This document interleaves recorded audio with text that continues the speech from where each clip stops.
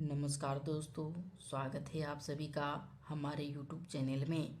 आज का डिक्टेशन रामधारी गुप्ता खंड 2 प्रतिलेखन संख्या 8 जिसका गति 80 होगा। डिक्टेशन 5 सेकंड में शुरू होगा। Ready start.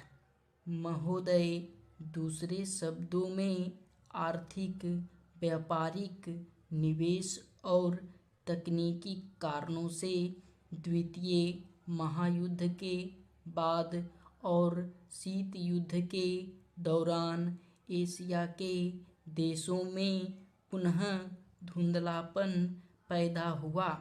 लेकिन यह बात सही नहीं है कि एशिया की संस्कृति और सभ्यता को पश्चिम के प्रभाव और आधुनिकतम तरीकों ने नष्ट कर दिया।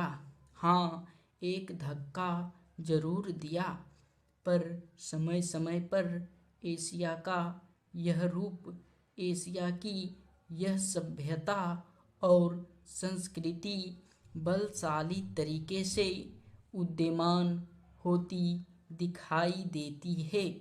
पंडित जवाहरलाल नेहरू ने 1945 में अपनी पुस्तक डिस्कवरी ऑफ इंडिया में एशिया की पहचान पर लिखा है कि 1000 वर्षों से जब यूरोप अपने अंधकार के युग में था, एशिया ने अपने मनुष्यों की प्रगतिशील आत्मा को प्रभावशाली ढंग से दर्शाया। उन्होंने यह विश्वास भी जताया कि एशिया की संस्कृति और सभ्यता यूरोप की संस्कृति और सभ्यता से अधिक प्राचीन है।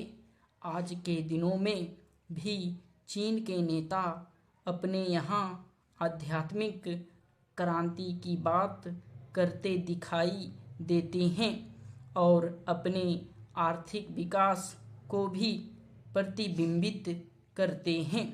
मलेशिया के प्रधानमंत्री भी बड़े गर्व के साथ मलेशिया के रास्ते की बात करते हैं और आधुनिकता और पारंपरिक संस्कृति के मिश्रण से मलेशिया का विकास करना चाहते हैं। भारत के प्रधानमंत्री भी मध्य मार्ग की बात करते हैं, जिसको वे भारत का पारंपरिक विचार कहा करते हैं। वियतनाम के यशस्वी नेता भी साम्यवादी विचारधारा को पारंपरिक सहिष्णुता के अनुसार ढालना चाहते थे। एशिया के इन सब नेताओं की समय समय पर की गई घोषणाओं का वर्तमान संदर्भों में पूरा अर्थ लिया जाना चाहिए, जो एशिया की पहचान को नए सिरे से बनाने में सहायक सिद्ध हो रहा है।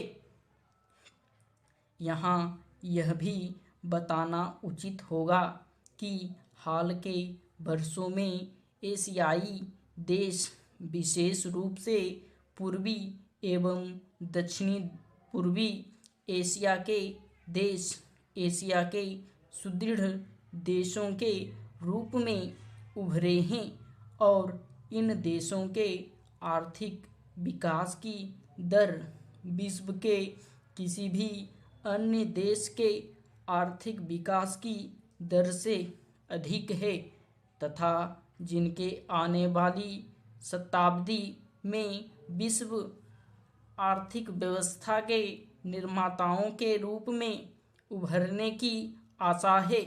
आर्थिक सफलता की इन कहानियों का श्रेय मुख्य रूप से अनुशासित कार्य, किफायत एवं बचत की ऊंची दरों जैसी एशियाई विशेषताओं को जाता है तथा इनसे देशों की जनता के जीवन स्तर में सुधार आया है और एशिया की पुनः खोज जैसा वातावरण बन रहा है।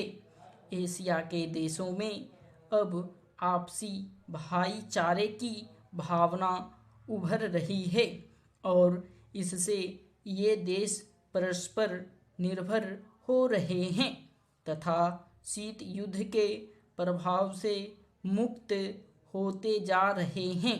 हमारी सरकार ने अपने एशियाई पड़ोसियों के साथ बेहतर संबंध बनाने में पहल करके इस बदलते रुख के प्रति सकारात्मक रवैया अपनाया है। इन सब प्रश्नों का जवाब आज उपलब्ध नहीं है, लेकिन स्नेह स्नेह इन प्रश्नों में ही इसके उत्तर मिलेंगे। एशिया अपने इन प्रश्नों के उत्तर में एक नए एशिया को जन्म देगा और अपनी एक नई पहचान बनाएगा। यूरोप और अमेरिका के आधुनिक औद्योगिक विकास में फर्क नज़र आता है। स्टॉप। अगर वीडियो अच्छा लगे तो वीडियो को लाइक करें और चैनल को सब्सक्राइब करें।